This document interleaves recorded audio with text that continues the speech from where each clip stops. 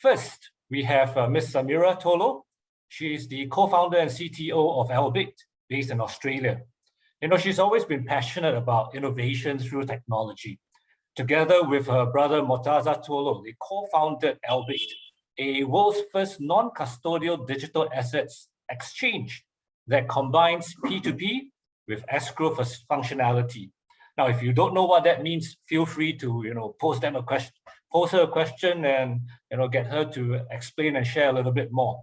Better still, perhaps you may want to link up with her on LinkedIn. Samira has a background in electrical engineering focused on renewable power generation and IoT. Her journey into entrepreneurship has been nothing short of eventful, from multiple successful race rounds, team expansion, even as she learned many fruitful lessons along the way.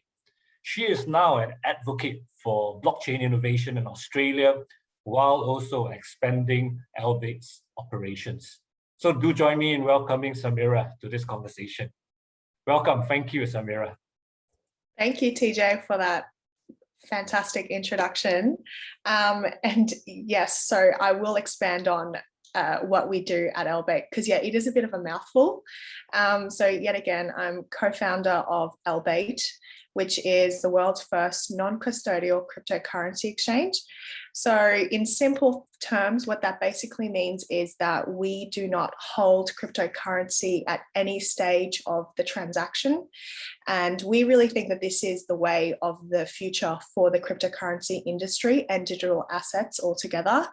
So maybe I'll share a little bit of an unknown fact to many people. So obviously with 2021 and COVID, one of the other hot topics that were really, really talked about globally was the boom in cryptocurrency and Bitcoin and Ethereum, which is fantastic for the industry. But a lesser known fact was that there were 28 successful cryptocurrency exchanges that were hacked, and that contributed to around $1.9 billion of digital assets being stolen. And so this is exactly the problem that we are trying to fix with Elbaite's trading model, where we do not hold cryptocurrency within the exchange itself. So that's completely removing the risk entirely from the process. So yeah, my love into entrepreneurship and this business really comes down to solving a really global issue. That was my lure for blockchain and cryptocurrency. I believe that it is a technology that has global impact. And so I wanted to participate in that while it was still young. And I think it is still young. So there is definitely room for more keen people to start their journey into blockchain and cryptocurrency altogether, if it is something that sparks your interest. And that's what I've also been really kind of focusing on these past few quarter, I would say, where I'm trying to encourage more young people and more females to participate in this space. I feel like there is such a huge opportunity for all of us to get involved. So yeah, I'm really happy to join the discussion tonight. Thank you very much. Thank you very much for sharing your story. Samira, as a female entrepreneur in Australia, and I guess I will look at Australia being from a perspective of a more developed nation. Have you faced gender-related challenges in your journey? And if we were to look at the whole, perhaps Australasia region, what advice can you give to our aspiring entrepreneurs and innovators? Yeah, this is definitely something that when the other speakers were talking about their journeys, some of the difference that I noted in my head about their journey and my journey. Being in Australia, I had a lot more opportunities, to be honest. So I actually can't say that I've faced any negative impacts for being a female in this space at all.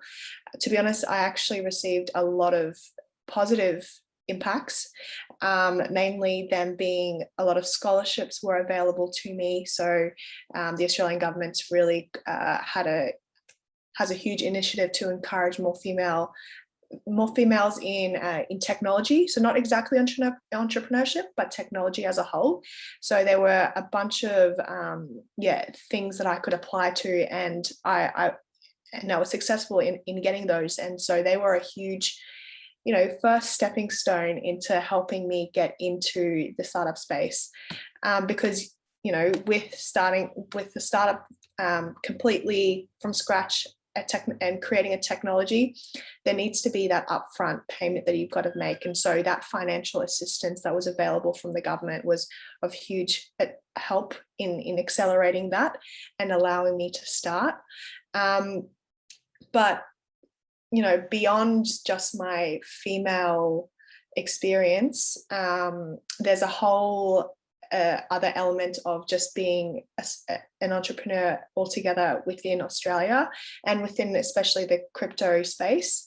Some of the challenges that I faced there were huge, actually. So there were huge legal hurdles that I had to get over, and also create some banking relationships with some of the largest banks in Australia.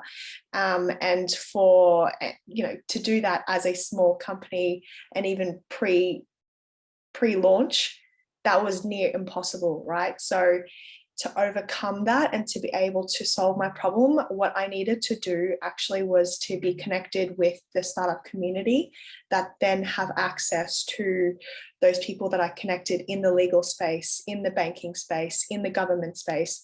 And so through those connections, I was then able to solve each of my specific problems.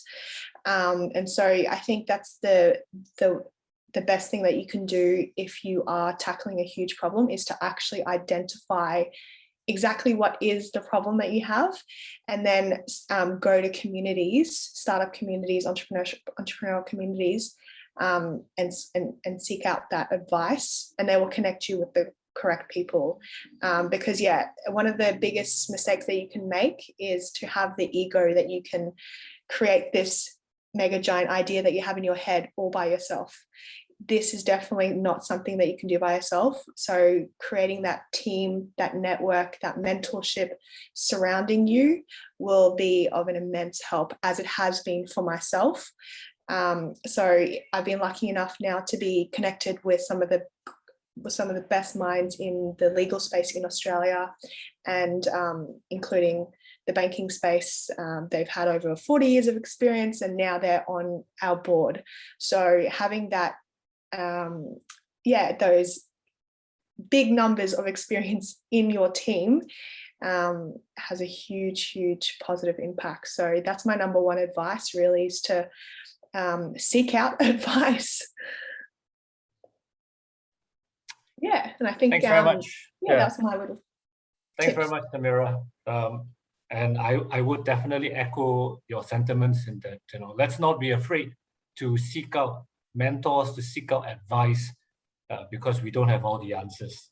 I want to thank all our speakers for really, the wonderful sharing.